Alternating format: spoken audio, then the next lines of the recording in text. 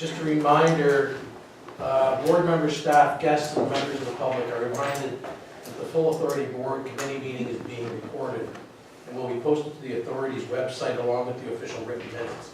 As such, comments and opinions expressed may be published, and any comments expressed by individual board members, guests, and the general public are their own and do not represent the opinions or comments of the full authority and/or the KCCA board of directors. The recorded video of the full authority meeting is not considered the official record of that meeting. The official record of the full authority meeting shall consist solely of the minutes approved by the full authority. Okay, that's the necessary rules to begin. Once again, welcome, and we have some guests here today, which is wonderful. We always love having guests to our meetings. You all have the full authority package, and we'll get started with our minutes of the January 16th meeting. Sorry, Mr. Chair, can we ask for Oh, declarations? a declaration of pecuniary, what did we see? I did introduction, did the pecuniary interest, sorry about that. Any pecuniary interest today, folks? Seeing none? Thank you, sorry about that. And if I may, after the sign-in sheet, what you'll begin to see circulated as well as a declaration of pecuniary interest. So in accordance with the Municipal Conflict of Interest Act, I would like to start an actual registry of your pecuniary interest, so you document it on a piece of paper if you're declaring, and then we keep a registry of that on the website as well, just so we're in full disclosure of everyone's pecuniary interest. If you have any questions about that, you can see me after. Okay. Questions about that at all? Okay, so we have our minutes of the last meeting of January the 16th. Got a chance to take a look at them? Any questions or anything like that? Okay, anybody? Ralph and Grant? All in favor? Thank you. Okay, matters arising out of the minutes. Matters arising the February media report. Mr. Chair, the media report was circulated in the advance package, but I would just like to take a few minutes and advise members of the recent weather that we've had over the last couple of days. So all in all, the thaw has gone relatively peacefully, especially relative to Port Stanley. The concern is always ice jams when we have thaws like this. We did have a slight ice jam down at the South Hold retaining wall. Some people noticed the Green Bridge locally. This is a shot a Monday evening around 4 o'clock where I went down, so you can see some water there at the bottom, most of the ice not present. And then this is at 8 o'clock the next morning, so yesterday morning. You can see basically an ice jam forming there and the impact that it had on the South Hold wall. So this is 4 o'clock the night before, 8 o'clock the next morning. You can see the significant backup that the system has once even just a small jam like this forms. And then how quickly it also dissipates. So this is as of around 8 o'clock this morning. Scott went down and checked on the situation again, and you can see that the ice is clear. So we're still not completely out of the woods. The ice isn't totally out of port, so there's still a chance of some jamming, but we'll see how the precipitation forms over the next couple of days, but hopefully things are moving smoothly through the system. Excellent, thank you. Just a little further information on this wall. About 10 years ago, roughly now, we had a major ice jam down in Port Stanley at that point and backed up, and that wall, when it was all said and done, was leaning about that far into the creek, and we're afraid we're going. We actually had to close the road because it started to erode behind the wall. And we had to do a complete rebuild, and engineers pulled the wall back, and we put stabilizers underneath the road. So to this date, it's holding. Someday. Warranty on it. Yeah. I'm worried about that, by the way. Call Mother Nature for that. Excellent, okay, so do we want to receive that report, please? Motion to receive. Bill and Allison, all in favor? Thank you. Okay, spellbound. Spellbound, for those returning members, this is a fundraiser for the Keller Creek Environmental Trust. It's been happening annually now for about the last 4 years and has successfully raised close to $50,000 for environmental works in the watershed, with most of that coming back to the authority for various projects. The event is happening again this year. We had originally had it slated for April 20th until we realized that that was the Saturday of Easter weekend. We've moved it up to April 12th and taking our chances with a Friday evening event to see if we can get some more companies out participating. Teams of 6 spell words. It's fun. They spell words and answer brain teasers, all in the effort to raise money for environmental works and to compete for the coveted Smarty Pants Awards. So in the past, the authority has sponsored 1 or 2 teams, and I'm asking the board to consider support of that initiative again this year. Okay. Any questions about that at all? Also volunteers so far?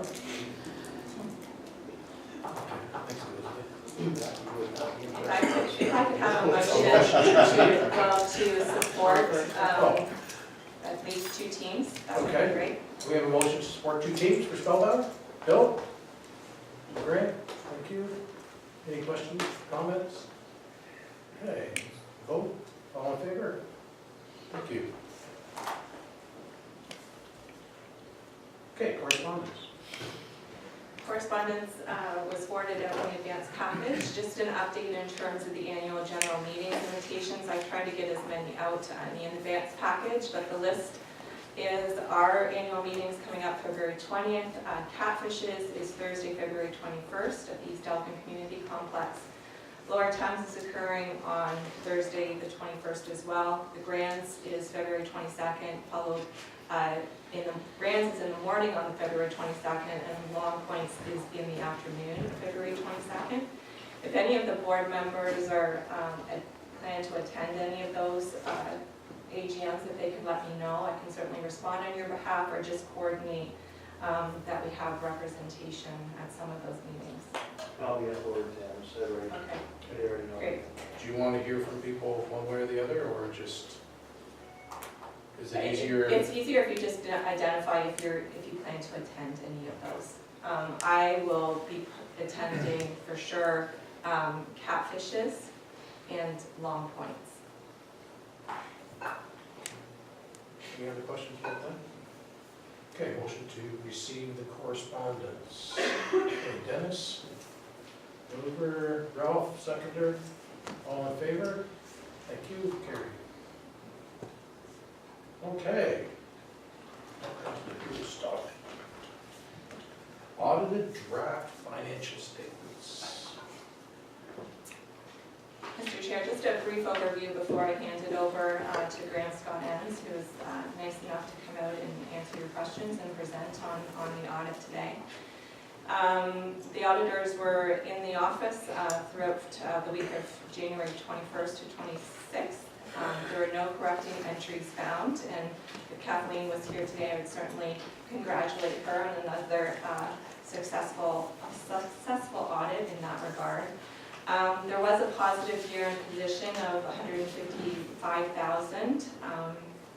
That was in keeping with what we were predicting back in November and December. That is mainly due to profit generated from the campgrounds of roughly $103,000, savings due to staff vacancies. So we had a retirement that we didn't immediately pull this year, as well as some early vacancies in terms of staff moving on to other opportunities. And we generated $30,000 in profit from a pilot logging operation that we undertook this year. So in keeping with previous direction of the board, $4,900 was allocated to the Canadian Forest Festival Reserve. And allocations were made to the legal reserve, the wage subsidy reserve, and the newly created conservation lands management reserve. So again, all the profits that were realized from the logging operation went immediately into that conservation lands management reserve. This resulted in an increase to the operating reserve of roughly $52,000, and the net change overall in the capital reserve was an increase of just over $3,000. And that was outlined in your advanced packages in the journal entry that we conducted in order to make those transfers. And Scott Trevors and Jim Frederick are here from Grand Scott Ends and can provide further detail on the 2018 audit. Thank you. Yeah, I'm Jim Frederick and Scott Trevors here. Just wanted to welcome the new board members after the changeover, and just give you a brief outline here. Scott's going to do the bulk of the talking, so I won't talk for very long, but obviously the purpose of having us is to provide to the members the auditor's report, which Scott's going to explain in a little more detail. Somehow along the line I got to be a more senior partner at Graham Scott Ends. I don't know what happened. Paused perhaps the passage of time. And Scott's one of our senior audit managers. So that's about all I've got, I'm afraid, for exciting news. So here we go. There you go. Okay. Jim said I've been senior audit manager, I guess. At Graham Scott Ends for about 9 years, so I'm working on Calgary for 9. This will be my 9th year since 2010, so a little background there. So I'll go over the, I'm not going to go over too much detail with actual financial statement figures, but mainly focusing a lot on the auditor's report itself. So we turn into the auditor's report. So I know a lot of you serve on other boards, you probably see a lot of audit reports, but this might be the first one we're going to see. It's quite lengthy this year. We've kind of expanded it a little bit and changed a little bit more in some of the verbiage that's on there to explain more, a little more audit clarity of what we as what our responsibilities are as auditors about the financial statements. And that, just for clarity, that's not special for this particular group. It's standard across Canada. The format of the audit report has been changed. Okay. I'll go into that a little bit more here. Just so everybody's on the independent auditor's report, we're letting it at the top. So the way we like to enrich this, we provide the auditor's report. The financial statements are the responsibility of management. It's kind of a caveat there. They give us all the information to even though we have assisted in preparing them, they provide us with all the detailed information to prepare those. Okay? Okay, so the independent auditor's report, normally we read it, but due to the length of it, I'll just kind of high level some of the paragraphs. Okay? The first paragraph is the opinion, which is probably the most important part. It's called an unqualified opinion, which means that these financial statements were free from material misstatements. And it kind of outlines what statements are attached, like the statement of financial position, the statement of operations, changes in net assets, and statement of cash flows, and the notes that are attached to the statements. So that's kind of what we audited, and we declared it free from material misstatement. Okay. Next is a basis for an opinion. So how do we come up with an opinion? Well, we conduct our audit in accordance with Canadian Generally Accepted Auditing Standards, which is a big book that tells you, provides you with guidance of and then also declares that we're free from. What was that? Also declares that It's a big book. It's a big book. It's a big book. It's all online now, though. It also declares that we're independent of the organization, which is something that we have to disclose as well. The third paragraph, responsibilities of the management and those charged with governance, which would be yourselves and Elizabeth and Kathleen as well. Just kind of explains that their responsibility in preparing these financial statements. They provided us with all that information. The fourth paragraph is the auditor's responsibility for their financial statements, and this is the part that goes on the second page. So it talks about, provides a little more detail about providing reasonable assurance, kind of what that definition of reasonable assurance is. It's a high level of assurance. It's not a guarantee that our auditing standards detected all of the material misstatements, and that they're free from fraud and error. It's just that we conducted our audit based on samples and tested controls and things like that to kind of form our conclusion. Okay. So then the page 2 of the auditor's report again continues on what our responsibilities are. So again, it kind of summarizes, I guess, our auditing standards in probably 5 points. The first point is that part of our audit is we identify risks to perform the audit, so we kind of come out here and evaluate where are the risky areas of this organization from a financial perspective. We kind of focus a lot of our audit testing on that. So I'd say like payroll, where you're 80% payroll, we kind of focus a lot on testing on the payroll side of things versus office supplies, right? The second paragraph talks about internal control, so we evaluate the effectiveness of internal control. Do you say that somebody signs the checks, 2 signatures on the check, we want to make sure there's 2 signatures on the check. The third paragraph, evaluate the appropriateness of the accounting policies and accounting estimates made by management. So that's contained in the statements. There's policies, how to record transactions throughout the financial piece of it. So we kind of evaluate that to make sure it's acceptable.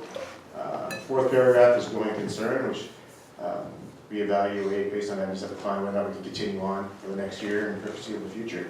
So if we didn't gather enough evidence to support that conclusion, we'd have to disclose that in the financial statements that we feel that there's issues with that, and there wasn't. And the fifth paragraph is disclosing that, is providing audit support and kind of a conclusion on the disclosures in the financial statements are also a fair representation. Sometimes you have numbers, but then there's words that kind of go along with those numbers that provide a little more clarity or to kind of support those numbers. So we kind of have to disclose whether those are in fair representation as well. Okay.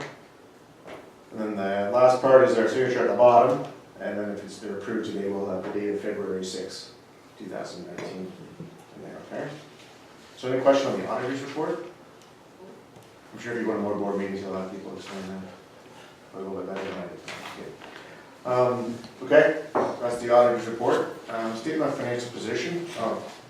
Elizabeth already went over the statement of operations, where the surpluses came from.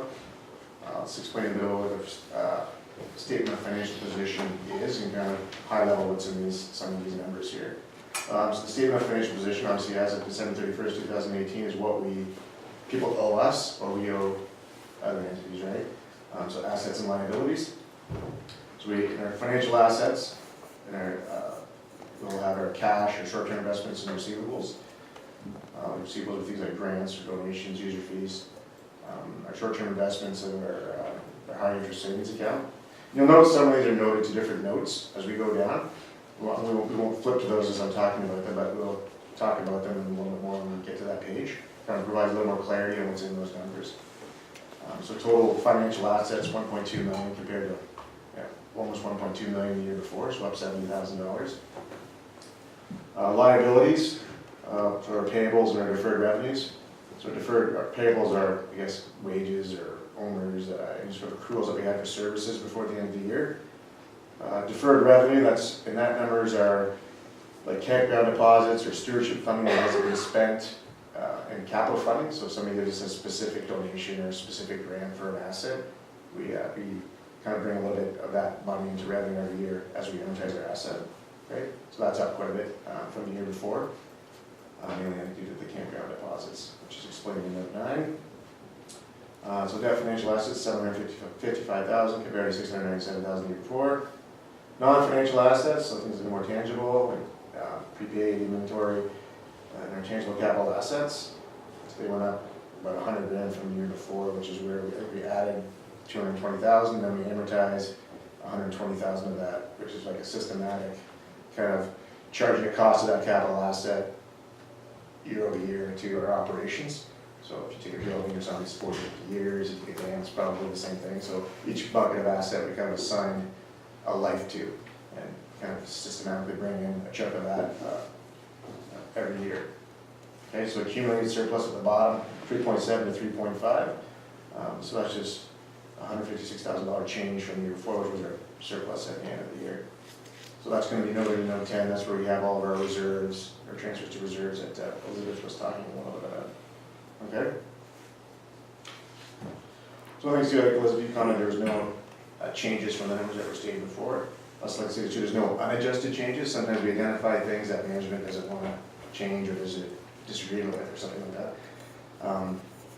Our responsibility is to disclose to you that there is or is not any sort of unadjusted differences we call them. So there was none. So not only was there we didn't change anything, there was also no unadjusted differences. the fact that there was a disagreement with accruing something or disclosing something in the financial statements. Any questions on the financial position? No? Okay, over. Statement of operations. Again, you highlighted, Elizabeth highlighted, I guess, on where the net surplus came from, $155,000. So we'll go into too much detail. Just say that these are kind of our PSEBS statements, so a lot of you probably see these in your day job. So we disclose the expenditures are by segment versus kind of object. So if you look at these, kind of what programs you run, this is the cost of those programs. And each of those are going to be linked to a page. Page 13, page 16, you can see more details of what is in those numbers. Okay? Next page is statement changes in net financial assets. This just kind of highlights, kind of tracks where we kind of spent some of our capital. You see the amortization, 123, and we added $220,000 in tangible capital assets. Okay? Something to highlight there. Otherwise, clear out. Statement of cash flows, which you probably don't see these on the day-to-day. It kind of outlines, kind of starts with the surplus at the top, kind of outlines where we spent and where we received our cash from. So I kind of break it into three sections. The top section is cash flow from operating, so more short-term. We generated a surplus, or receivables and payables changed, went up and down, and we get to $226,000, which is about halfway down the page. Then you get into more long-term items, cash flows from capital and cash flows from funds, what we spent on capital, and then that capital funding received. So if we had a loan or a long-term loan to buy an asset, that would be at the bottom, or the financing activities. Okay, so net change in cash, $25,000, which brings down to cash and cash equivalents of just over $1 million. You can see how that's broken into our daily cash and then our high interest bank account, $900,000. Okay. Any questions so far? One question. Yep. Go back to the revenues on the. Yep. You got a 7% increase in municipal levies, but what is the decrease in donations caused by? The 232 down to the 74. Why is that decrease so much? Do you have comments on that one specifically? Yeah, the donations are typically grants that, grants or fundraising that the staff are doing. So in 2017, we were very successful in terms of giving out different grants. And then you just see the decrease in 2018. So it was just relative to the fundraising and the certain grants that we're able to achieve within a year. And in 2017, you had the Water Festival, which Yeah, also we did generates a that. lot of specific donations for that. So you can see the expenditures is the Water Festival, $17,000. So that's mainly donations, so there's $80,000. Right, and that's only every few years, correct? Yeah. So you might see that come back on your radar a couple of years down the road. So of that 232, 100,000 or 80,000 is going to be the Water Festival. Okay. Okay, so then, now we're in the notes of the financial statements. So obviously the first one talks about the purpose of the organization. And 2 talks about our summary of significant accounting policies, so how we record our transactions. So there's no new ones added here this year. Sometimes we have changes in standards that we need to talk about or disclose, but there was nothing, nothing that will be reported. Number 3, sorry, what's that? What's marked as page 7? What's the amortization policy for all the assets? What term they're being amortized over? Usually tangible capital assets, they'll still be being amortized long after you've made a move or you're no longer here. We're not over Yeah, we're no longer here. Okay, so, sorry, municipal levies, number 3, just kind of break down where some of the funding came from. And the short-term investments is number 4, just a little more of what it is. Number 5 is our credit facility, which we don't normally use, but we need to disclose kind of what exposure we have there, whether it's 200,000, but some organizations might have millions. Pension plan, that's what required disclosure, disclose what we pay in pension costs. Note 7 is our budget. So most budgets are presented on a cash basis, so we have operating transfers and reserve transfers coming in and out. From an accounting perspective, those aren't revenue or expenditures, but they might be, it would be required for you to balance your budget one year to transfer money to reserves, but again, for financial statement purposes, those kind of transfers are not revenue or expenses. So we kind of reconcile from what you approved as your budget to kind of what the financial statement budget revenue and expenditures are. OAs, donated services, just talked about we do rely on being members to volunteer their time. We have no way of really tracking that. Deferred revenue, can I explain a little bit more what's in that $415,000? You can see the campaign deposits. Accumulated surplus, there's the note 10, 3.7 million. So you can see most of it's invested in capital assets, and then we have 912,000 in reserves, and there's kind of a reserve that we have. The new one that was created was the conservation management of $30,000. So part of our audit would be to make sure that if there are funds being transferred into the reserves, that they're approved by the board. Okay. Note 11, supplemental information. You see on the statement of operations, we talk about how the expenditures are grouped by segment, and this is a note by object, so you can kind of see as a whole what we spend on the salaries, materials, amortization. Gets to 2.5 million. And then a little bit of the interest income that we received. Note 12, we need to disclose related party transactions. The only related party here inside of the board would be the trust. And if we have any transactions with them. And the next pages would be all the support for, or the, I guess, further information on our segments. Okay. And the last 2 pages are the schedule of tangible capital assets, kind of what pools we have, land, buildings, dams, what we have in each bucket. Want to take a look at that. I think we spent $219,000, which was pretty close to what the budget was and what it was the year before. Okay, that's all I have on the financial statements. Do you have any other questions? It's the kind of thing where you could spend many hours going through the numbers, obviously, which is what we do.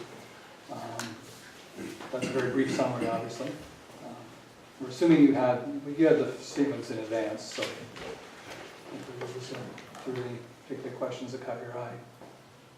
And if they do get approved, we just ask that the chair sign the financial statements, the financial position, and include that in the package when you go to the AGM. Okay? Any questions at all, folks? I don't know how crucial this is for your approval, but we did note earlier today that there's a numbering problem of the pages, so we have to correct the numbering of the pages, the page numbers. You picked up on that, eh? Mr. Chair, just to clarify, normally we have the auditors coming in and present at this meeting. It's kind of one last look and a chance for the board members to get familiar with the statements as well. Typically, we don't actually approve them until the annual meeting, so I'm not looking for an official approval today. Okay. But we would approve them at the annual meeting and date them as such for the February 20th meeting. So then we do have a chance to fix the numbering before the official printed one is printed and available to the public on February 20th. You want to receive more information? I would say that would be Good. appropriate. Any questions, last chance? Perfect. Need a motion then to receive this report? Joe? And Dennis, thank you. So that one more piece, the audit findings letter. Sorry? The audit findings letter, I don't know if that's a separate approval or not, but. I would like it, and it's Okay. listed as a separate Sure. item on the agenda. Okay, so let's go with the receiving of this information first. All in favor? Carried. Thank you. Okay. So then the audit finding letter. Good, next in line. Okay, just wasn't sure how to be packaged together. So part of our responsibility was to communicate with those charges of governance, significant areas of the audit where there's differences or discrepancies where we find any issues. So this letter here highlights kind of those areas. We talk about if there's differences in accounting policies or accounting estimates, financial disclosures, if there's any uncorrected misstatements, which we kind of highlight on, whether there's any deficiencies in internal control. So this is where we summarize those findings. So a lot of them are going to say there were no significant, well, they all say there was no significant issues to disclose, which is not uncommon. Okay? And then, like in one of the paragraphs too, is we also asked for written representation from Elizabeth and Kathleen, that they provided us with everything to prepare these financial statements. Okay, and again, we asked that the chair or somebody on the board obviously autograph that as well, so. You have all of this in advance as well, correct? Yes, it's actually at the beginning of the package. Okay. Okay? Questions at all about that, folks? Great, can I have a motion to receive, acknowledge the audit finding letter? Thank you, Allison. Allison, Dominique, all in favor? Thank you. Perfect. Thank you for coming, You're done with especially us? today. It's always useful, sorry, but I don't see the page numbers. You can, You're not the only one that says. Question, they didn't deal well with numbers? It's bigger numbers than 1, 2. It's the big number. 4, 5. Oh, it's easy, thank you.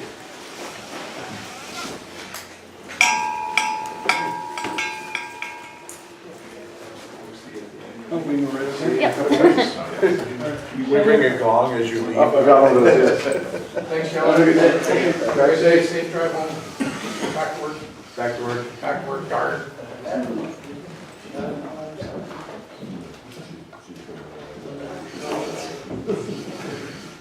Excellent. Boy, that's a lot of information.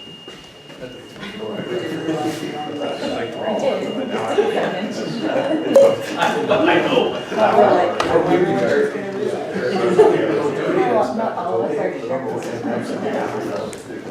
Okay, so on to the next, which is our own draft budget.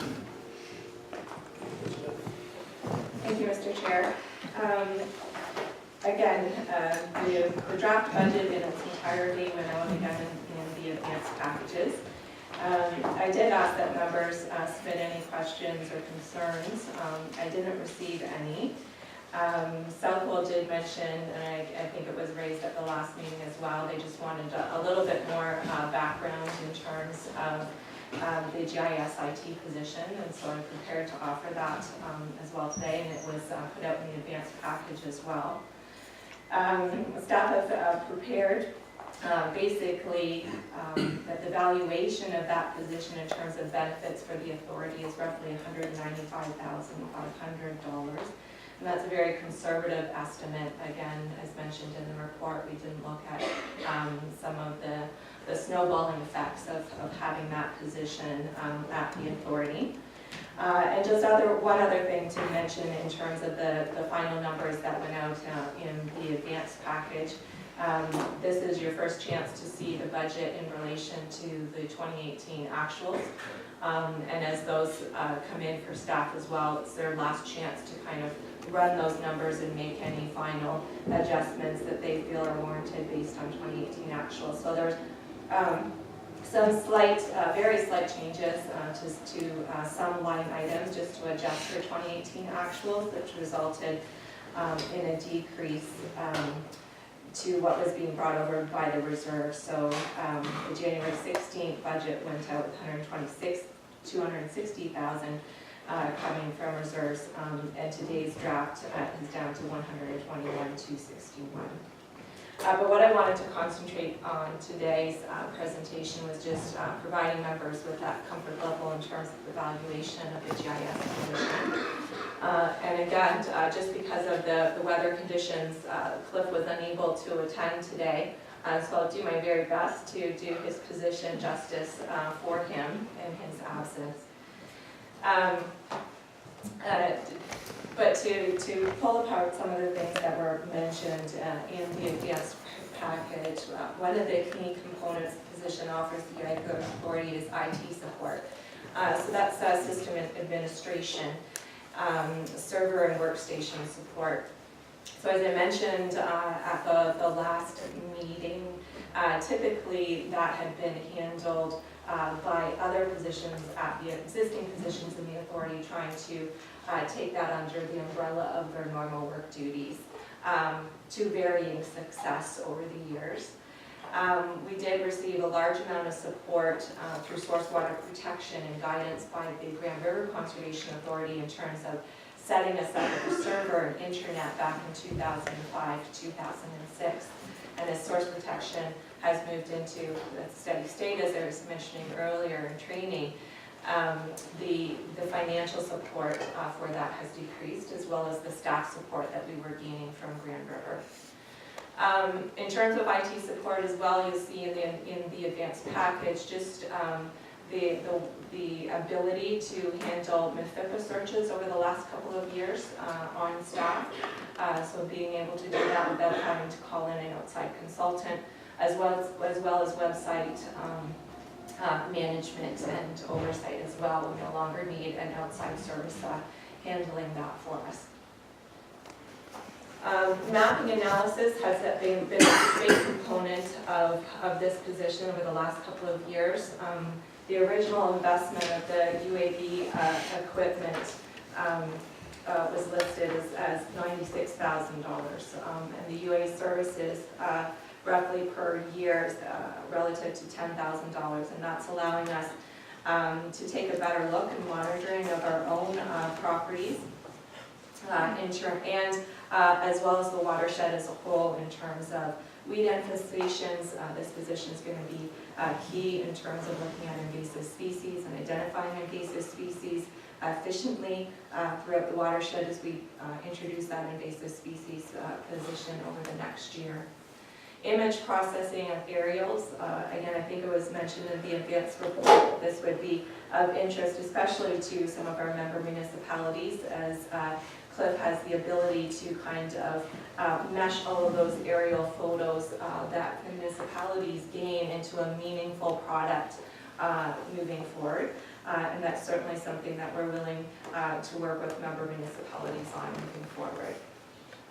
As well, the watershed report card. This is probably the most meaningful way that we can communicate to the public our success in terms of our programs and services.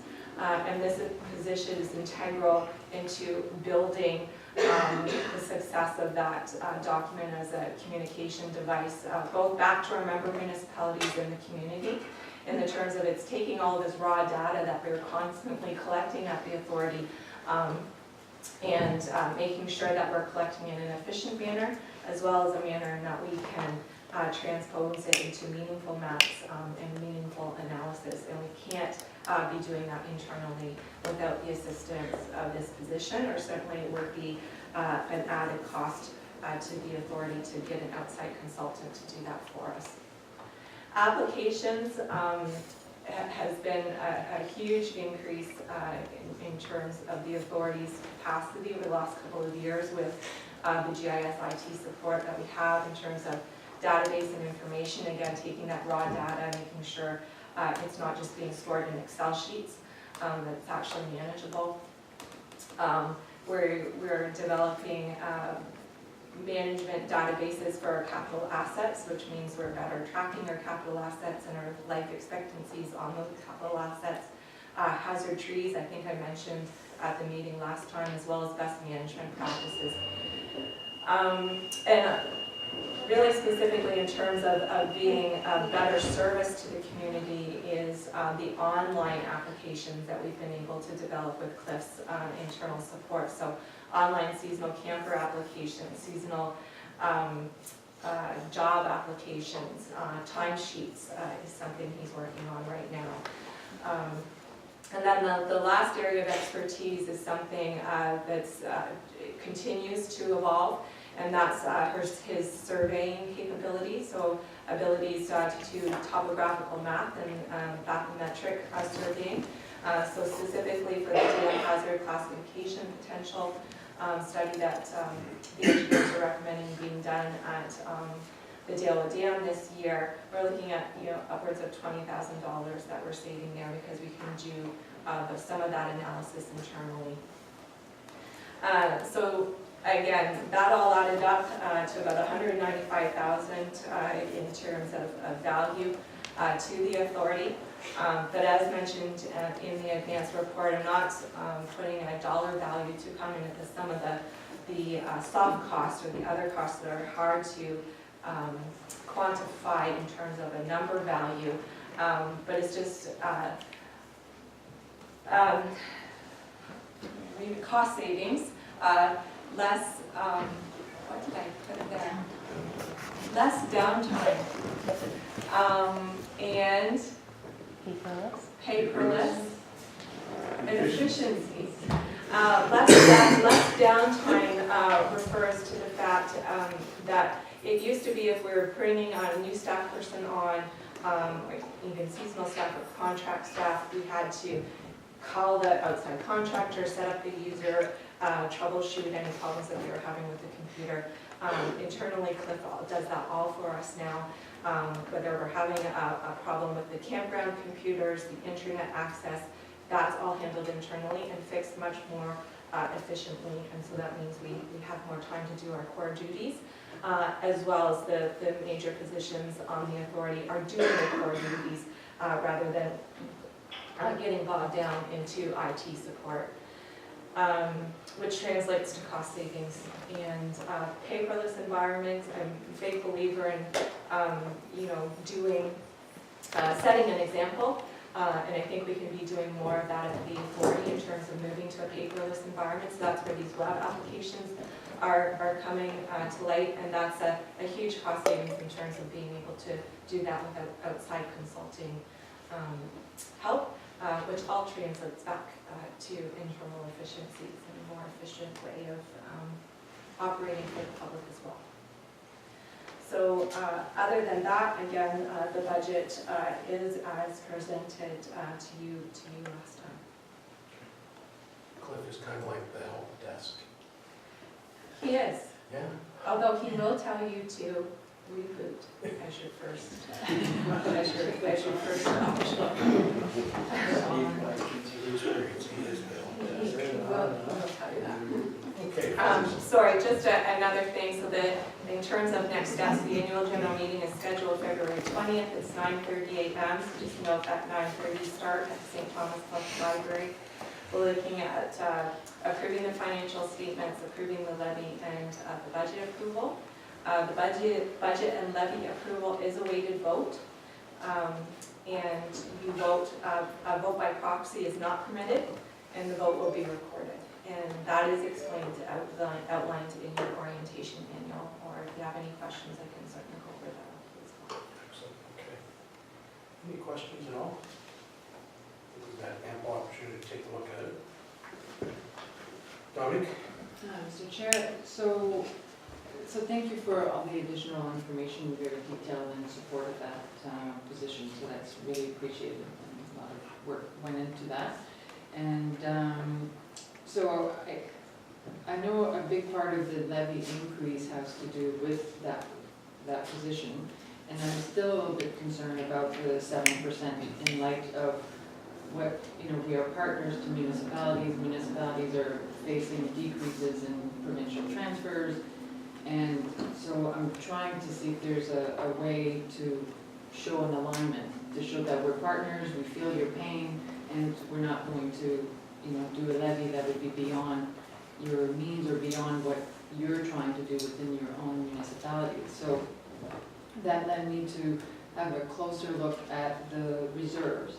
And I'm wondering if we could have a little bit more information, especially for those who are new on the board, on what is the policy on reserves, and if perhaps there is room, for example, to fund that position from the reserve. They appear to be very, I'm going to say, generous for operating reserve. And so I'm wondering if we could have a little bit more detail on it. Do you want to address that? Certainly. I think the wage subsidy reserve, I would say, is the only reserve that would be open to supporting this position.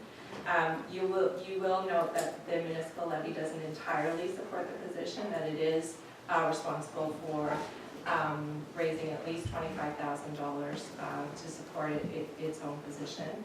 It was the position of the authority that they didn't want to introduce a position that necessarily had to support more than $25,000 of its own wage moving forward. We've in the past dealt with that, and it's not an ideal situation. The wage subsidy reserve is sitting at $123,000 at the end of this year, and I would agree that is healthy.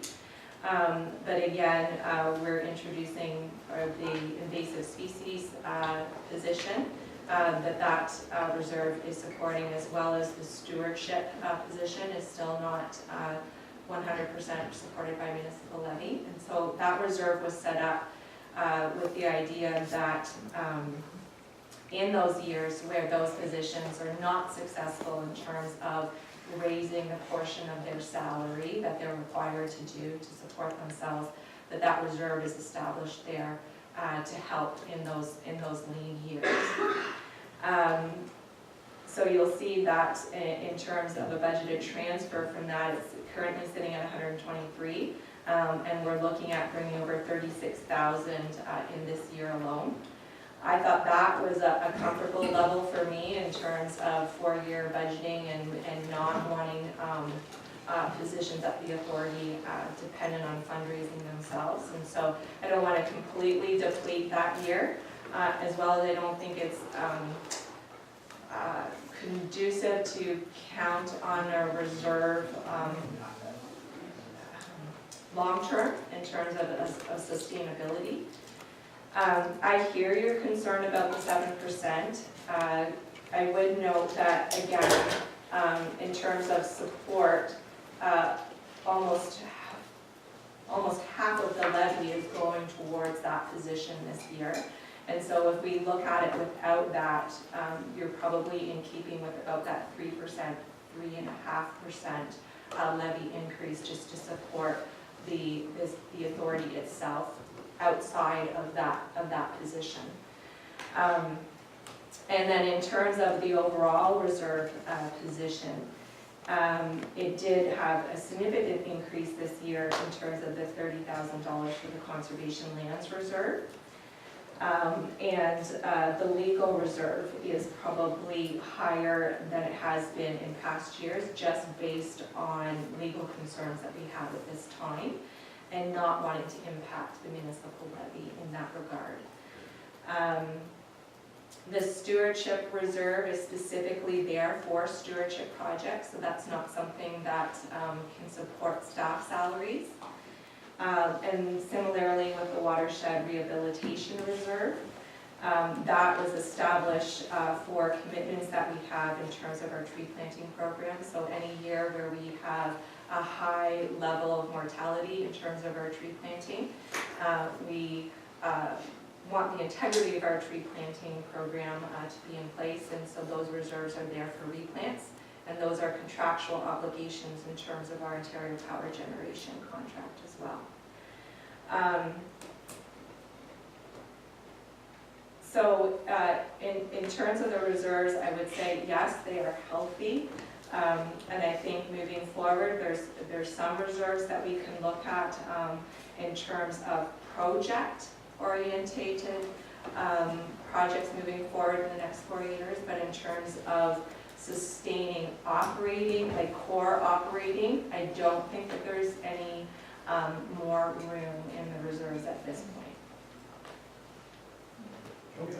Again, being new, so you mentioned in there about a 3% average levy increase is kind of your target? Is that That's how what successful will we been at that? Yeah, I think I mentioned last time, I'm just going to go back to my notes here. I think I put it in the orientation manual, what your average levy increase has been over the past 10 years.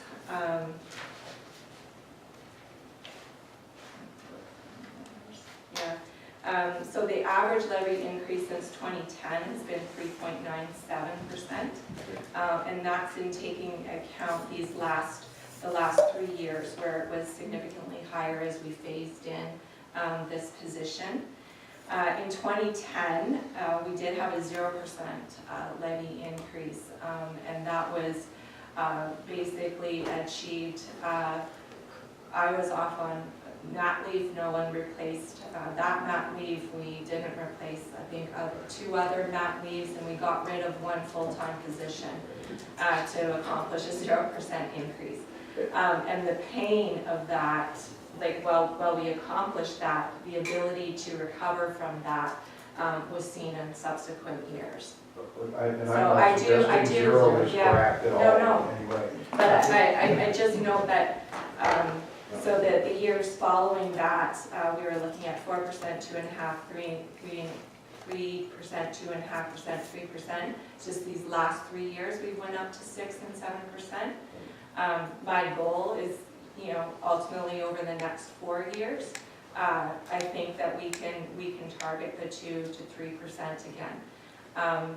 Ultimately, when I'm looking at introducing that invasive species position, the mindset is not immediately, oh, we need a new position, let's go to the municipalities and ask them for another position.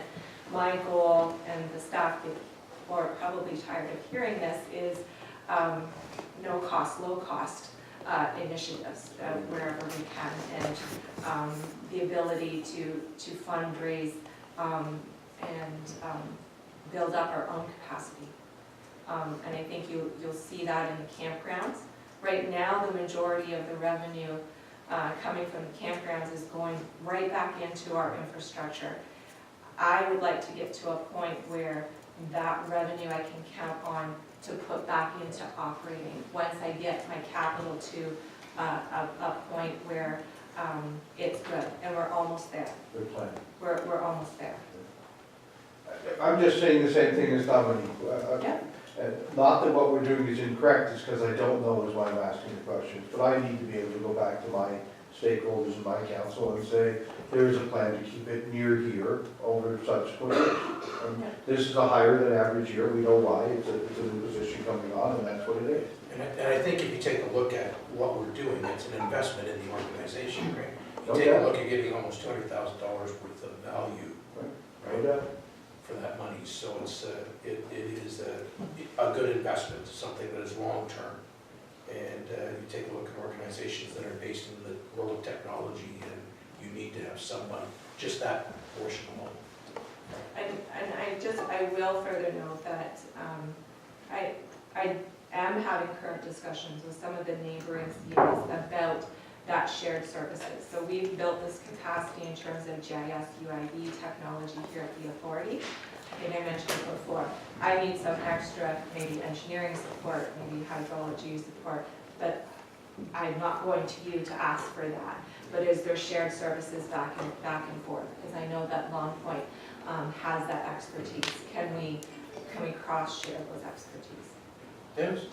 It is being new to the board as well, thank you for the information. I just historically look back 4 years for myself as the last term of council that I was on. Yep. I was wearing my other hat, and seeing the 6, 7, 7, 7, a 30% increase in the municipal levy in the last 4 years. But historically, go back 10 years, I'm glad to hear that it is 4%, not the 7% average. And it's something I can explain to my council as well, so thank you. Yeah, I'd have to feel the same,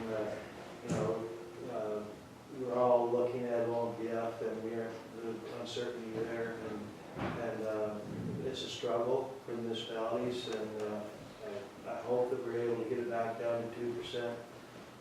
It makes it a lot easier to explain. It's, we've obviously something that's growing, but in terms of, we have to explain 8% or 8.1, I think this was something because of growth. It's a tough one to sell. It's, I understand where we're coming from, where we're going, but we got at some point face reality that we couldn't take another big hit with OMPF, and it's serious. It's very serious. Tony?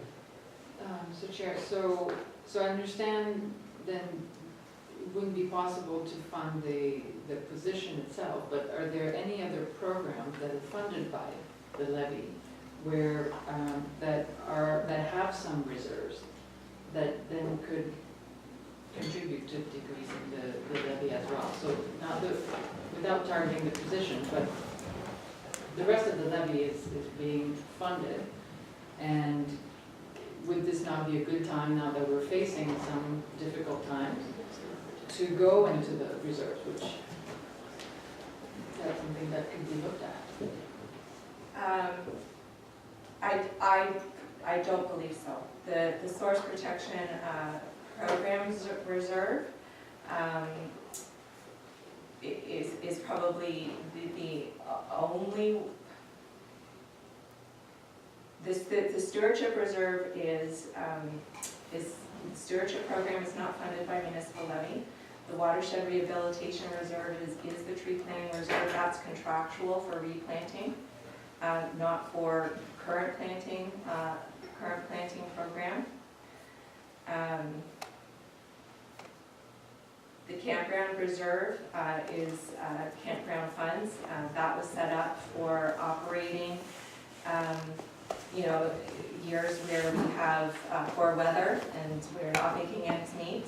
That's been at 60,000. All of these reserves relatively have been at the same level for a number of years.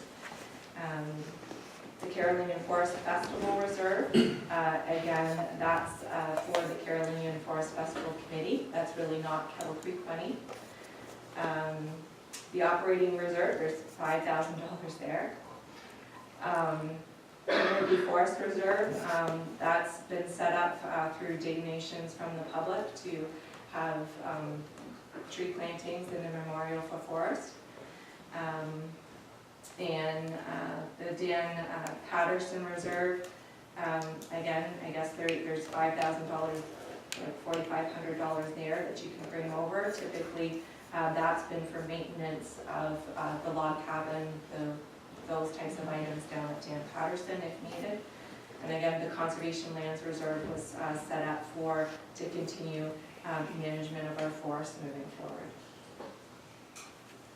And there was a new reserve created, I'm looking back to The the. Conservation Lands Reserve, that's the one that was set up with the funds that were raised from the logging of the forest, and at the time it was, we're going to reinvest those into forest management, so we're not counting on municipal levy to do that. Now, will the logging happen again, or is that a one-off? That was a pilot program. Jeff will be looking at further logging operations moving forward with the same idea that we're investing that money back into those projects. Okay, so what we need to do, any other questions, by the way? Okay, we just need to receive this at this point in time, confirmation, and as Elizabeth said, we will be voting on it then at the annual general meeting. Okay, I think having graduated from council now, being a private Not that pressure. I remember sitting there going, boy, this levy is really, is significant, right? And we, in Middlesex Center, we had 5 different conservation areas that we dealt with. And so we were able to sort of compare apples and oranges and that kind of stuff.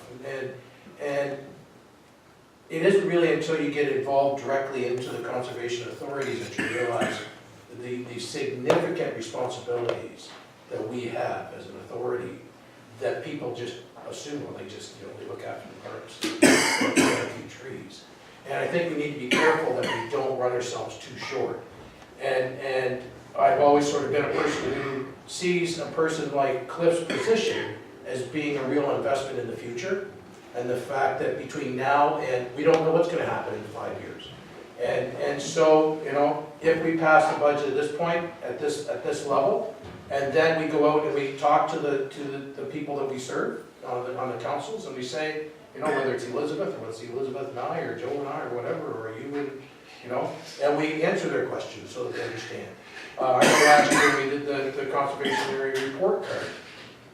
I was shocked at just the levels that we need to achieve versus what we're achieving, not through anything other than we just don't have the facilities to be able to achieve what we need to.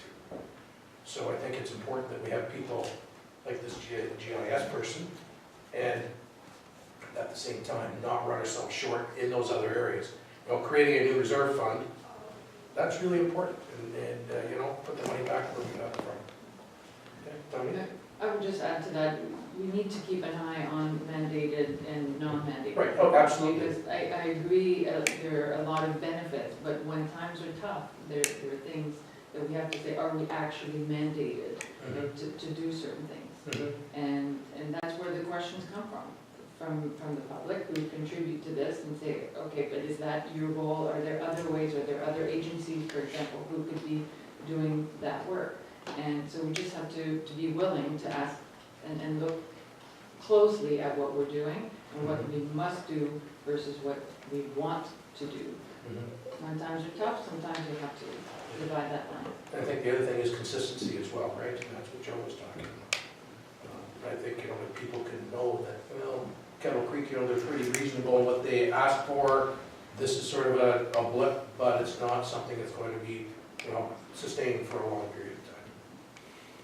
Okay, thank you very much. So I need a motion to receive. Allison, seconded by Ralph, thank you. All in favor? Thank you. Thanks very much. Thanks, Elizabeth.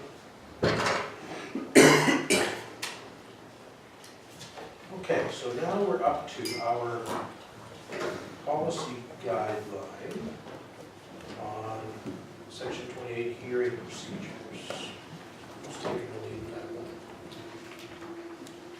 Mr. Chair, I'll take a lead, but Joe's going to interrupt me if he wants to. That's what I got. Do you have written permission?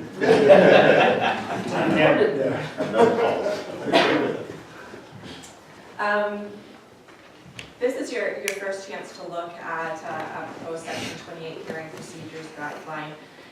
Conservation Ontario has developed a template back in 2000 and describes really a clear, concise process for conducting hearings under section 28 of the Conservation Authorities Act. And if you remember back to your orientation, legal counsel provided you some guidance on you sitting as a hearing board and your legal requirements as such. Just because of some administrative changes, we were recommending some changes to the approved Conservation Ontario guideline and the guideline that this board has followed up until now. The administrative changes really resulted from a change from the Mining and Lands Commissioner to the Mining and Lands Tribunal. So that name change happening there. And then this interesting aspect for conservation authorities are now in that we have possibly two ministries that we're reporting to rather than just the MNRF. So changing references to MNRF within the template to the minister. But then Joe and I in discussions wanted to take this opportunity to expand upon the conditions under which a hearing can be heard at the board. To again, with the ability to increase transparency as well as again a clear and concise process for the applicants as well. So I just wanted to highlight a couple of things. As you know, the authority may refuse a permit if in its opinion the proposal adversely, a section 28 permit, if in its opinion the proposal adversely affects the control of flooding, erosion, dynamic distribution, or conservation of lands. And the applicant of that permit has a right to a hearing if staff are recommending that that permit be refused or approved with contentious conditions. So according to the template, under those conditions, an applicant can request a hearing before you as the hearing board. What we're really suggesting is that those conditions in which an applicant come forward as a hearing of the board be expanded to include where under current legislation requires authorization of the authority, staff are recommending denial of a permit, the application poses a significant controversy with a third party, or the regulation officer deems the application warrants a review for technical, policy, or information purposes, and if an applicant is not satisfied with the decision on staff on whether an application is complete. So in this new policy guideline, again, just expanding those avenues in which the applicant can have an opportunity to hear their case in front of you as a hearing board. The second major change that we wanted to do was while you have the authority to delegate your responsibilities as a hearing board to a smaller group of people, lots of authorities delegate that responsibility to the executive committee or set up a separate hearing board committee. What we want to do is set it up that all the directors are the hearing board, so that it's not going to a specific group, but you're all sitting as a hearing board. What these changes would mean, though, would be that there would be a number of more hearings of the board. So we've only had maybe one or two that got close to a hearing, but for a variety of reasons didn't end up coming to the board. So we haven't had a lot of experience with hearings. But I think Joe would speak to the fact that we don't want it to be a negative experience to have to come towards a hearing on board. It's more of a natural process that you have that ability to come and put your case towards the board. So, Joe. If I may just add one clarification, the points that Elizabeth referenced as new being considered at hearings in the blue section are actually currently within our administrative policies. So staff have been delegated the approval authority to issue permits if it meets policies. These are identified as areas where staff cannot issue a permit and it requires review of the board. What's been missing over the time is how do we deal with bringing it to the review of the board? In the likelihood if the board may not support what's being brought to the board, then it should be done to a hearing. So all we're simply trying to do here is improve the process and identify to the applicants is in these scenarios, you'll have an opportunity to speak to the board at a hearing and that it be spelled out. So it's really just defining a process under the current procedures of our Section 20 administration. And I think a way of protecting the bias of the board, the solicitor talked to you about that you really shouldn't be hearing or getting involved in the applications until they come towards you as a hearing. And so that there's that catch-22, well, if we bring an application to you for approval and you deny it, then there's no recourse there. So. Questions at all, Fred? Thank you, Mr. Chair. Being sitting on Lower Thames for several years, I fully support this. I think it should be a committee of the whole. We had a separate committee for doing this, and I think that all the committees involved, everybody understands what's happening, and sort of instead of just being a report coming to the full membership, I fully support this. Anybody else have any comments, no? No, yeah, I just want to echo Grant's comment. I fully support the whole committee dealing with everything as opposed to small committees. I think it's a good way to go. Certainly increases transparency, doesn't it? I think that's really important. We serve the public.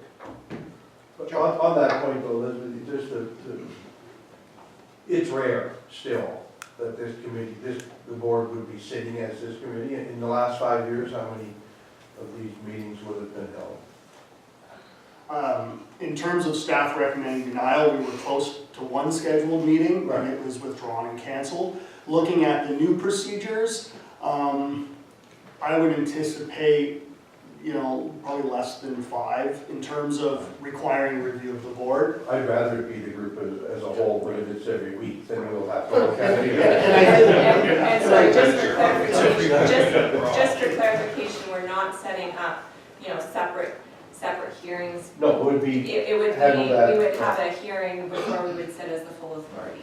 and if I As go much the as other possible. end, I always like to ask ahead of time. Yeah. the current process is if staff's recommending denial, which you can imagine a hearing. In that case, it may be a long debate or discussion. Under this new process, some of those other meetings may be applications that staff support, just require board approval, which may be a quicker process if the board agrees with staff. Okay. Okay. Any other questions at all or comments? Mr. Chair, my motion was that you have this considered and for endorsement at the March 20th full authority meeting, but I did mention in the report, if you're comfortable with it, you could approve it today. It's just, I know normally some people don't like to approve a policy the first time they're seeing it, but that's at the leisure of the board as to when you want to approve this policy. It has been vetted by the legal counsel. What are your wishes? Do you want to bring it back in March, or you want to do it now? Doesn't matter to me. I would make a motion that we do it now. Okay. I think it's really, we've all agreed with, it seems like we're all. We are missing agreed. a few, but I Yeah. don't think it's as critical. Okay. Okay, so we have a motion then to accept this, to endorse this? I'll second. Okay. Who moved it? I did. Al, sorry, Yeah. Allison. Great. All in favor? Wonderful, thank you.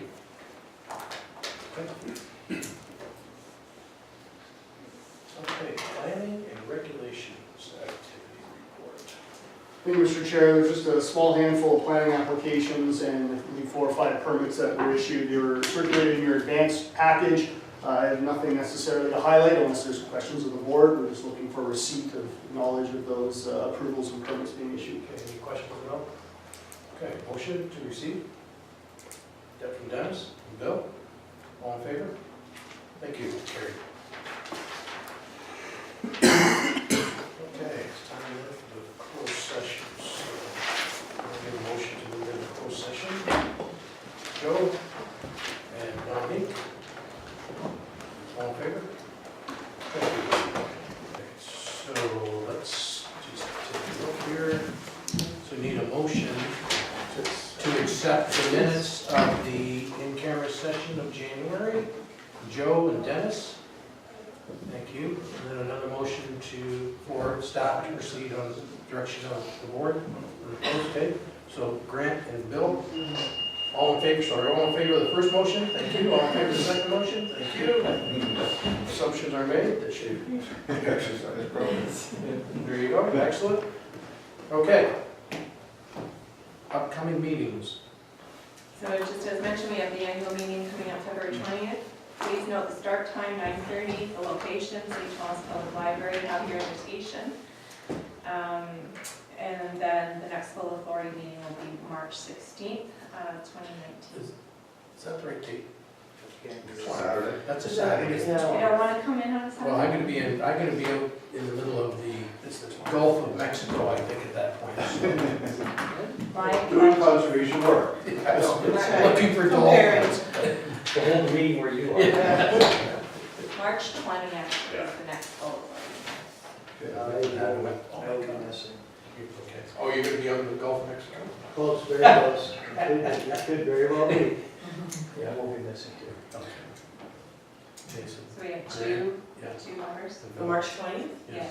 it's my mayor's breakfast, if anybody wants to come for breakfast, Here's breakfast, okay. at the Pine Knot. Oh, there's golfers. Can't promise any golfing. So are you cooking that day? No, that's why there's gonna be breakfast. Okay, anything else for the good of the cause? If not, a motion for adjournment? Joe and Dennis, all in favor? Thank you, folks.